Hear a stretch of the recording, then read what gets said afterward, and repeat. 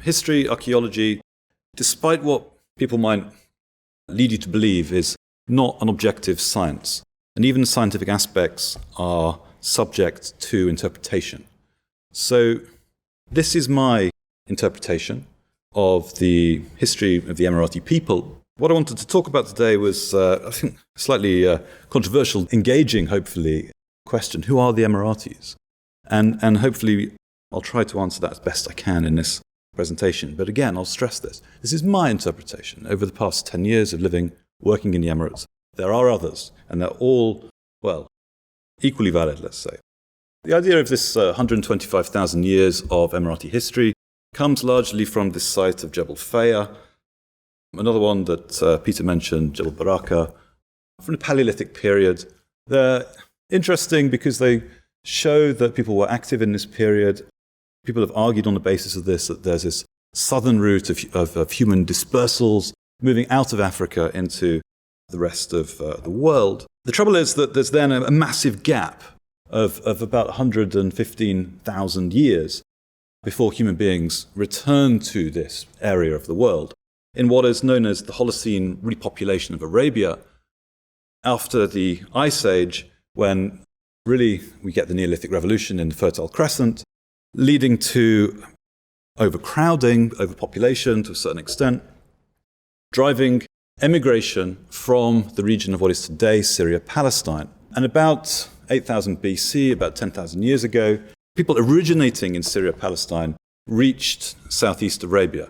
We think they're from Syria, Palestine because the tool typologies, the things they were using, things they were carrying, fit with the Neolithic Revolution coming out of Syria, Palestine. These people constitute the baseline gene pool of the present Emirati people. Two Emirati friends had their DNA tested, and they found Lebanese DNA was very significant. Well, it's not Lebanese DNA. It's actually the DNA of ancient nomadic pastoralists who were moving out of that region many, many thousands of years ago. It's not until about 4,500 years ago that we get evidence for craft work and farming, metalwork, ceramic production, all this kind of thing. And all of this really was introduced from southeast Iran, Baluchistan. These pots you can see on the left are basically Baluchi, and then on the right they are local imitations of these older ceramic traditions. Ceramics appear in the Emirates perfect. The technology is already fully developed. There's no developmental stage. They're clearly developing through direct technology transfer. Already we're seeing that the peopling of the Emirates is to do with these relations with neighboring regions. Domestication of the camel, which has been much discussed during the Iron Age, allowed these Arabian caravan networks to develop. And this brought Southeast Arabia into much more fully into the Arabian Peninsula. Up to that point, without the camel, Southeast Arabia is kind of cut off from the rest of the peninsula. You've got the Rub al-Khali, you've got these big deserts on one side, on the other side you've got the ocean. Without the camel, you can't cross the deserts, and an interaction with the rest of Arabia is quite difficult. This leads to about 300 BC, at the end of the Iron Age, collapse of Iron Age civilization. We have another possible migration event, people coming in from the regions of Western Arabia, but basically you can see that we have these tower tombs and these sort of Hellenistic rectilinear forts. Here, famously, Palmyra, Madain Salah, and Qaryat al-Faw. And these features, these architectural features, are found in the Emirates at a site called Maleha. We know a little bit more, really, about the identity of these people than we do from any previous group because of writing. This tombstone dates to the 3rd century BC. It mentions the investigator, we're not quite sure of this word, of the King of Oman. Okay, and it's the first time we have an endonym, that is to say, a self-applied ethnic or geographical appellation. Okay, this is not someone else calling them something, this is their own name for themselves. So Oman is something that's going to kick around over the next 2,500 years, let's say. The Arabic sources all call this part of the world Oman. Later on, the British, when they turn up, they call it Trucial Oman. And some of the elder generation of Emiratis remember the name as Sahel or Sahel Oman al-Shamal. We also have the linguistic evidence. It's really fascinating because the Emirates is on a sort of linguistic divide between these southern and northern groups. The southern groups, still spoken today, modern South Arabian, Harsusi, Soqotri, Jabali, these kind of languages in the region between Yemen and Oman, actually related to modern Ethiopian languages. So what you're looking at is it's a sort of northern Arabian language, not Arabic, from the eastern region of Saudi Arabia, Al-Hassa, which is being written in the South Arabian script in the center, and then all around the edge you've got Aramaic, which was the lingua franca of the Achaemenid Persian Empire. Here we've got a fantastic sort of microhistory, worth a lecture in and of itself in actual fact, which shows many of the cultural influences which were affecting the Emirates in this early stage in its development. Is there any evidence of this period surviving today in the Emirates? Well, arguably. There's a tribe in the north of the Emirates, the Shahu, who speak a strange dialect. Now, some people interpret this as a dialect of Arabic. Other people suggest actually no, it's a separate language, and that it is a modern South Arabian language related to those spoken on the borderlands of Oman and Yemen. And it may actually be a survival of the pre-Arab population of Southeast Arabia. A little bit like the Celtic fringe of the British Isles, where Gaelic is still spoken in parts of the West. Now, the political unification of the Arabian Peninsula under Islamic rule in the 7th century AD in many ways marks the culmination of the domestication of the camel, the integration into these Arabian caravan networks. But at the same time, through the first millennium AD, there is a consistent expansion of Indian Ocean trade, beginning in the Greco-Roman period and expanding significantly with the Islamic civilization. A gentleman asked about the Chinese ceramics. Well, really that belongs to the mid-8th century, around the time of the foundation of Baghdad, the Caliphate of Harun al-Rashid, remembered as a sort of golden age of Islam. If we look at the historical sources and the archaeological evidence of this period of the ascendancy of Islam and the expansion of Indian Ocean trade, we actually find evidence for communities of Indians and Africans living in what is today the UAE. We have this nice part in Tabari where he talks about the Ridda movement, the apostasy after the death of the Prophet. He mentions two Indian groups, the Zut and the Sababija, who are living in the region of Khat, which is in modern Ras Al-Khaimah. The Lisan al-Arab, which is a sort of later dictionary, gives us a definition of the Sababija, people from Sindh and Hind, which is to say sort of northwest subcontinent really. We also have these really fascinating descriptions of the conquest of Basra in the time of the Caliph Umar ibn al-Khattab, where we have two phrases mentioned talking about the Gulf, Farj al-Hind, the opening of India, and Ard al-Hind, the land of India. And they're talking about the Gulf. Now, there's debate today where you should call it the Persian Gulf or the Arabian Gulf, which is fed by modern nationalism. But if you look at these early Arabic sources, they don't call it either the Persian or the Arabian Gulf. They call it the opening of India. And, I think we can see Indian influence very heavily in the Emirates in this period. At the moment, I'm working on an archaeological site from the first millennium AD, and the ceramics there show very significant influence from India. Vegetal tempers, paddle stamping, burnishings, the copying of Indian vessel forms all suggest that Southeast Arabia is, to a large extent, under Indian influence, and that the Arabs of the Hijaz, during their conquest, encountered a culture which, whilst Arab in some sense, was also alien to them and had closer links to India. I put this other stuff on here actually because it's not just Indians living in what is today the Emirates, but arguably also Emiratis living in what is today India. This mosque on the right, which is supposed to be the oldest mosque in Malabar, is built by a guy called Malik ibn Dinar, who was a mawla of a client of the Banu Sama bin Luay bin Ghalib al-Qurayshi, who dominated the region of Tu'am, which is identified with modern Al-Ain Barami. So you're looking at not just Indian communities in the Emirates, but also Emirati influence in the Indian Ocean. It's a two-way process. So too with East Africa. In 704, the Al-Jalanda, which is the dynasty which had ruled Southeast Arabia, the Emirates and Oman in the pre-Islamic period, were ejected from the region by an Umayyad invasion.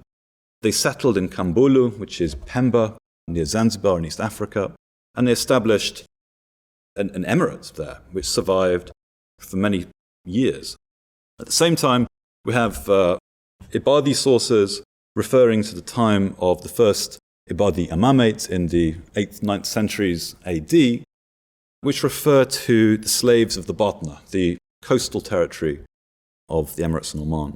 So we've got these historical references for people from Southeast Arabia living in East Africa, and also East Africans, enslaved Africans, living in Southeast Arabia. Not just that, but we actually have the evidence for it. On the right, these are vessels, vessel forms, cooking pots, cups from Unguja Aku, Great Unguja, the capital of Zanzibar in this period. And on the left, from our excavations in Al Ain and Barami, are local vessels copying or imported from East Africa.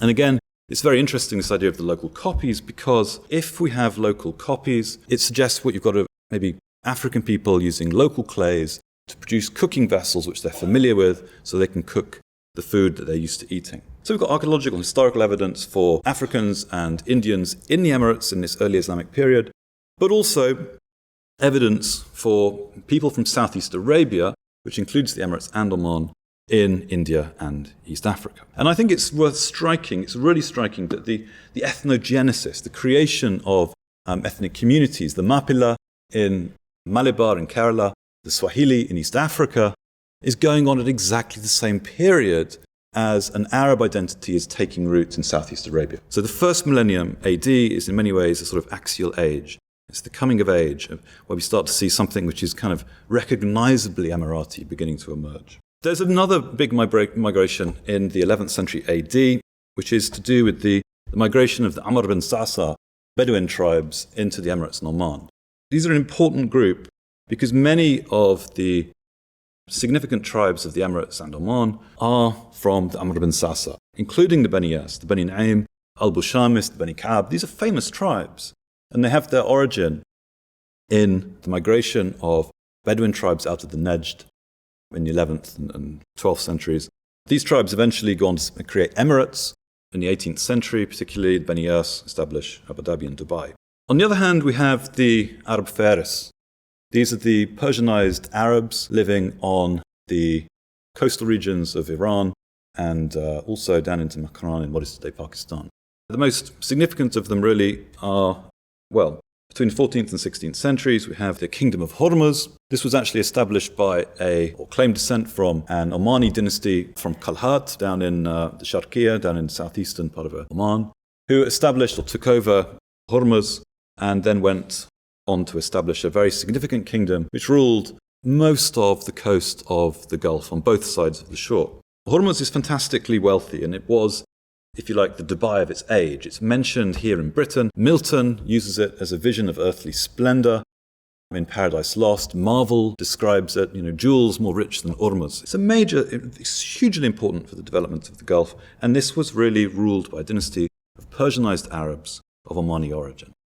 When this all collapsed, to do with the Portuguese Empire, there was a major reconfiguration of the Gulf. And in the 18th century, some of the Arab Faris, in particular the Qawasim from the region of sort of Lenja down in southeastern Iran, crossed the sea, established their authority in the northern Emirates, and established their capital at Ras Al-Khaimah. So we have then these two groups, these Bedouin descended from Amr bin Sa'sa coming in from the Najd, and we have the Arab Faris coming in from southeastern Iran. But there are pockets of the earlier population, not just the Shehu, who might actually be extremely old. But also we have the Dhahiri tribe, named after the Dhahira plain in the region around Al Ain. The Sharkey tribe in Fujairah. Sharkey just means eastern. Okay?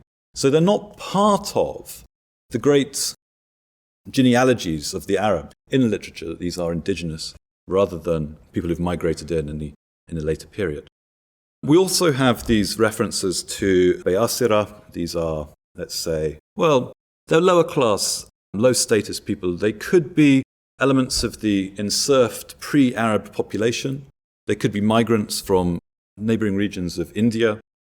Or they could be the offspring of Arab fathers and African slave mothers. But, these groups, if you talk to particularly the older generation of Emiratis, They know about these guys and they'll tell you all about them.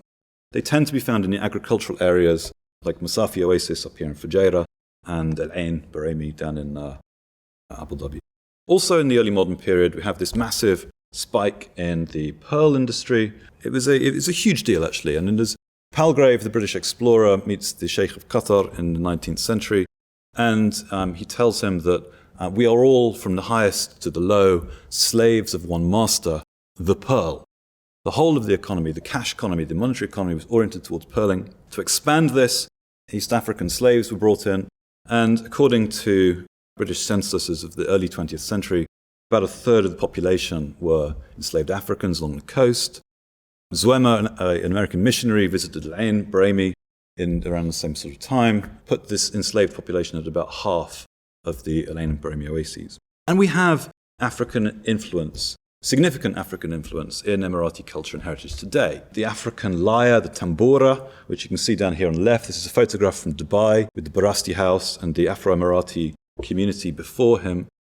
The tambura is very important for the Nuban dance, named after the region of Nubia, where slaves were taken and sold through Sawakin. It's also used in the Zar cult. There's this kind of Arabian Islamic kind of Creole cult which comes out of East Africa again. We have the Liwa dance, which is of Swahili origin, found throughout the Gulf.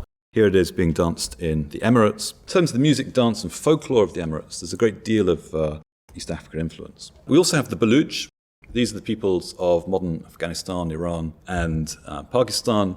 They come in the 18th century. They're really being used as mercenaries. I couldn't find any photographs of the Emirates, but this is down in Zanzibar. We have another major pre-oil migration in the 1930s with waves of Arab Faris and Ajam coming in to settle in the Emirates. They're particularly important for the history of Dubai and the neighborhood of Bastakia, which really was kind of the beginning of Dubai's rise to significance. In the 60s and 70s, because of political upheavals in Hadramaut, in Dhofar, and Zanzibar, we had waves of migration, and Sheikh Zayed settled these communities in the Emirates, particularly the Yemenis in Abu Dhabi.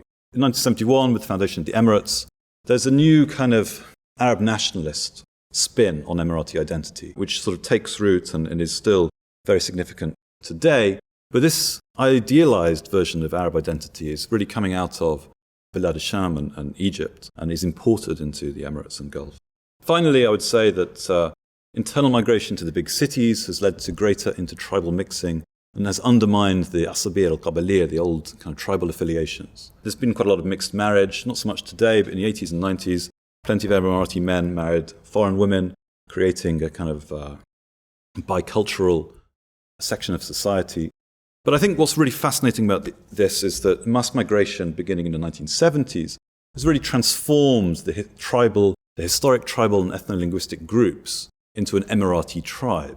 I think whether you have Afro-Emiratis or Baluchi Emiratis or Ajami Emiratis or Arab Emiratis, they are in some ways an Emirati tribe in a larger multicultural society. They have more in common with each other than they do with the rest of the world. So I think this has created a new sense of Emirati identity, which has really only emerged in the past 40 years. So the Emirates, the Emirati people have been different things at different times, like every other nation on the earth. And what I've tried to do with this lecture is sort of to pull out some of the multiculturalism of the Emirates.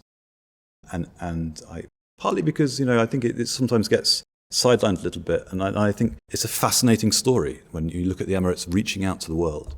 Thank you very much. Any questions? Happy to talk.